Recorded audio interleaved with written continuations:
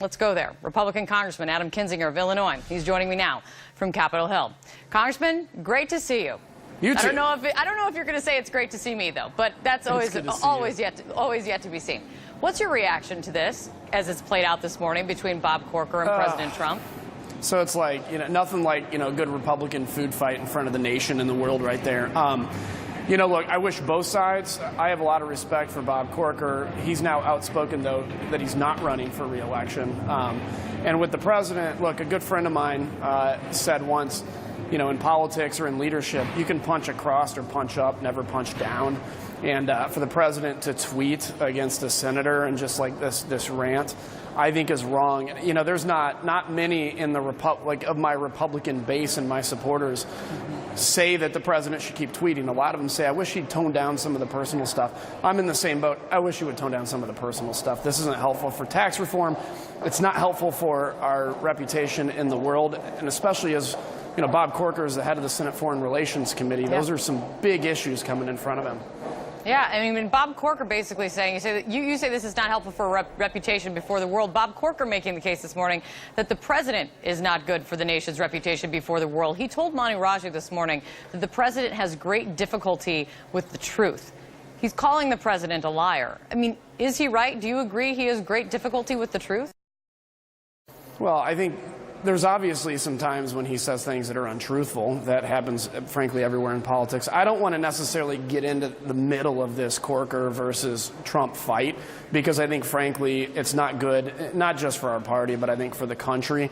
When it's all said and done, look, I think the president is actually doing a lot of good things internationally, and I think some of the unpredictability on Twitter with like North Korea and Iran is actually beneficial because it's kind of this idea that we don't know where the president's going to go or what he's going to do, and I think there's some benefit to that.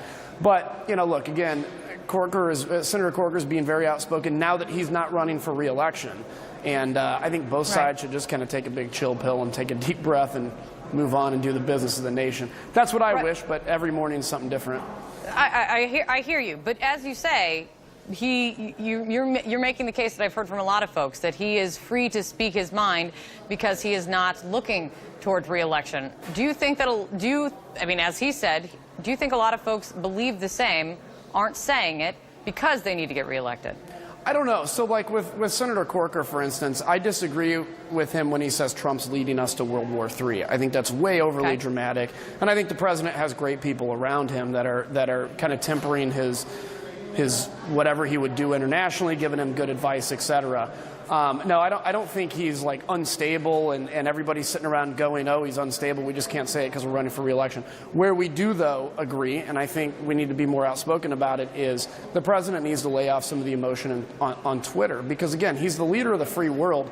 And sometimes you have to rise above the kind of petty politics of the moment. Because when we look back in 10 years, frankly, a lot of the debates we're having out here won't really matter. What matters is what does the country look like? What do our kids and grandkids believe America is? And when they watch television and all they see is people down-talking America or saying that we're not what we used to be, somebody's a dummy face, I mean, that's bad. That's bad for our politics. There's the quote of the day. But Corker has gone a step further today in rather than just criticizing. I mean, he has declared essentially in saying, I think he has proven himself incapable to rise to the occasion. He said it in a couple different ways. He's concluded the president's term, the presidency of failure. I mean, do you see it that way? No. And this is, again, where I have massive disagreements with Senator Corker. I think he's a good American. I think he's done a lot of good work. But, I've seen the president rise to a lot of occasions. I think, when it comes to the chemical weapons attack in Syria, for him to give the very emotional speech he did about the kids that were suffocating to death from Bashar al-Assad's brutality, and then to strike that airfield. He's risen to the occasion on ISIS. There's a lot of things I don't agree with from the Twitter perspective, but I have seen him in really tough times rise to the occasion, and I think he has it in him. So I think, look, I'd love to see the president tone down the Twitter, but, Bob Corker, I think, is going a little too far out there, talking about World War III, failed presidency, et cetera. I don't quite understand where he's coming from with that. Let's talk about this in the context of the here and now. Do you think this offers a good omen for tax reform? Well, no, this isn't a good omen. But I think we can get tax reform done.